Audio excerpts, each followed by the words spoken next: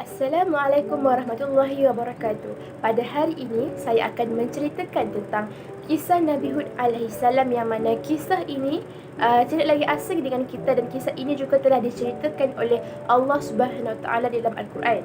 Kisah Nabi Hud ini sangat terkenal dengan kaumnya, iaitu kaum Ad, di mana kaum ini telah diceritakan sebagai salah satu kaum yang mensyirikkan Allah Subhanahu Wa Taala, iaitu menyekutukan Allah Subhanahu Wa Taala disebabkan mereka menyembah berhala sebagai Tuhan mereka. Disebabkan perkara tersebutlah Allah Subhanahu Wa Taala telah menurunkan bala kepada kaum tersebut untuk menjadi pengajaran kepada kita semua pada hari ini. Baiklah, Nabi Hud alaihissalam berketurunan daripada suku Ad, di mana mereka ini hidup di suatu tempat bernama Al-Ahqaf yang terletak di Hadramaut di antara Oman dan juga Yaman. Kisah kaum Ad ini bermula apabila Nabi Hud alaihissalam telah diutuskan untuk mengajak kaum tersebut untuk mengesahkan Allah Subhanahu Wa Taala. Seperti kaum Nabi Nuh, kaum Ad ini juga telah mempersekutukan Allah dengan berhala yang dibuat oleh mereka sendiri bernama Syamud, Syada dan juga Al-Haba. Mereka menyembah berhala kerana ianya merupakan kepercayaan dan tradisi nenek moyang mereka, sekaligus mereka tidak menghiraukan seruan Nabi Hud alaihissalam yang mengajak mereka menyembah Allah yang Maha Esa. Selain menyembah berhala, kaum Ad ini juga melakukan kerosakan di muka bumi, di mana hamba-hamba diseksa untuk membangunkan istana raja kaum Ad yang strukturnya besar di luar jangkaan serta mengkagumkan. Kaum Ad ini bermegah dengan nikmat yang dimiliki mereka, iaitu tubuh badan yang gagah perkasa serta negeri yang kaya raya, di mana mereka tinggal di rumah yang mempunyai tiang yang besar dan tinggi. Nabi Hud alaihissalam yang ketika itu sedar akan kekufuran kaum Ad ini telah berusaha untuk menasihati raja untuk meninggalkan maksiat dan kesesatan yang nyata. Baginda mengutuskan pembantunya untuk mengirimkan seketul batu kepada raja. Nabi Hud alaihissalam mengumpamakan hati raja kaum Ad ini seperti batu yang begitu keras kerana bersikap degil serta tidak menghiraukan seruan Nabi Hud alaihissalam. Tanpa mempedulikan nasihat Nabi Hud alaihissalam, kaum Ad ini tetap menyembah berhala yang disangka Tuhan, yang dipercayai mampu mengurniakan mereka kebahagiaan, kebaikan, keuntungan dan berkuasa menolak musibah. Namun mereka silap. Akibat ingkar seruan Nabi Hud alaihissalam, Allah Subhanahu Wa Taala telah menunjukkan kekuasaannya ke atas kaum Ad ini. Al-Ahqaf dilanda musibah di mana ladang mereka yang dahulunya subur telah menjadi kering, tanaman yang dulunya menjadi kini telah layu, serta banyak haiwan ternakan mati akibat kemarau yang amat dahsyat. Nabi Hud alaihissalam sekali lagi menegaskan kepada kaumnya supaya bertaubat kepada Allah serta memohon hujan daripadanya. Nabi Hud alaihissalam telah berusaha menegaskan bahawa musibah ini adalah satu bentuk peringatan daripada Allah, dan sekiranya mereka kembali kafir seperti kaum-kaum yang dilaknat oleh Allah terlebih dahulu, maka Allah akan menurunkan sekali lagi bala yang lebih dahsyat. Ini seperti mana firman Allah Subhanahu Wa Taala dalam surah Hud ayat 52 yang berbunyi, A'udzubillahi minasyaitonirrajim, Bismillahirrahmanirrahim. Wa ya qaumi istaghfiru rabbakum thumma tubu ilaihi yursilis sama' ثم توبوا إليه يرسل السماء عليكم مدرارا ويزدكم قوة إلى قوتكم ولا تتولوا مجرمين.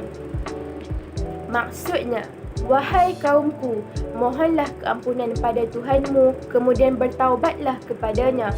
Nescaya Dia menurunkan hujan yang sangat lebat ke atasmu dan menambah kekuatanmu di samping kekuatanmu yang sedia ada. Dan janganlah kamu membelakangkan seruanku dengan terus melakukan dosa.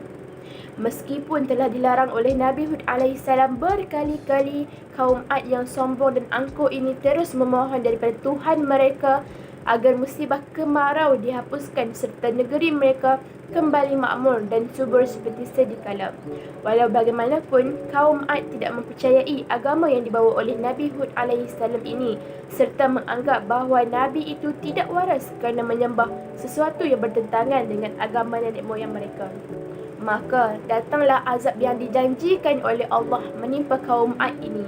Malapetaka tersebut berupa awan yang tebal dan besar. Kaum Ad menganggap ianya adalah awan yang akan memakmurkan negeri, menyuburkan kembali tanaman serta memberi minuman kepada haiwan ternakan mereka. Nabi Hud telah memberitahu bahawa inilah awan yang akan membinasakan mereka. Namun, kata-kata Nabi Hud alaihissalam ini sekali lagi tidak diendahkan oleh kaum Ad ini. Setelah itu muncullah angin ribut bertiup kencang menerbangkan segala yang ada di negeri tersebut. Maka bertempiaran larilah kaum Ad untuk menyelamatkan diri mereka. Ribut kencang itu dikatakan berterusan selama 7 malam dan 8 hari.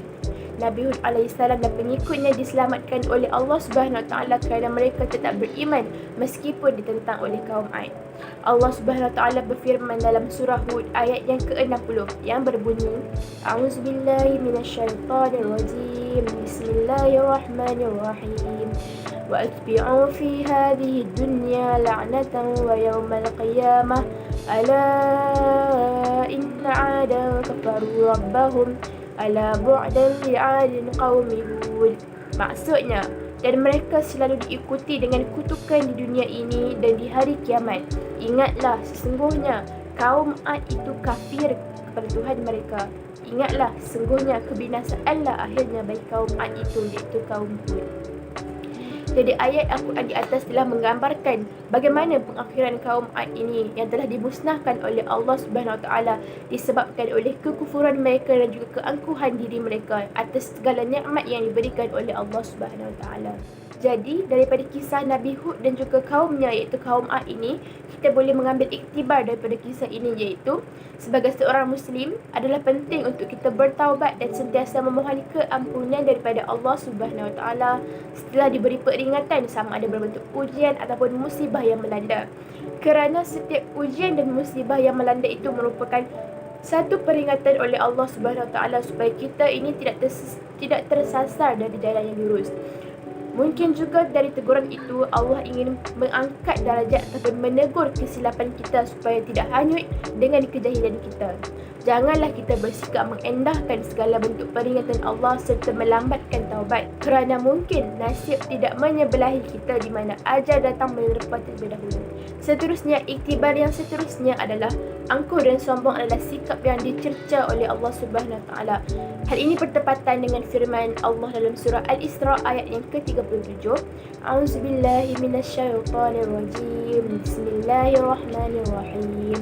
ولا تمشي في الأرض مرحا إنك لن تخرق الأرض ولن تبلغ الجبال طولا.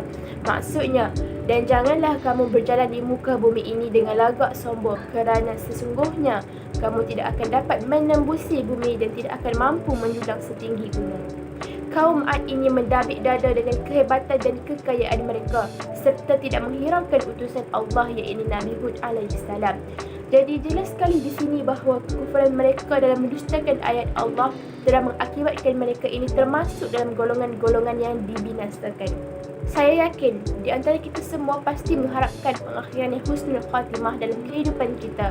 Oleh itu, sifat mazmumah kaum Ad ini perlu dijadikan sempadan untuk kita ambil sebagai iktibar supaya kita tidak terus menjadi manusia yang berlagak sombong di atas muka bumi ini dan menghiraukan segala perintah Allah Subhanahu Wa Taala. Jadi, sekian sahaja daripada saya. Assalamualaikum warahmatullahi wabarakatuh.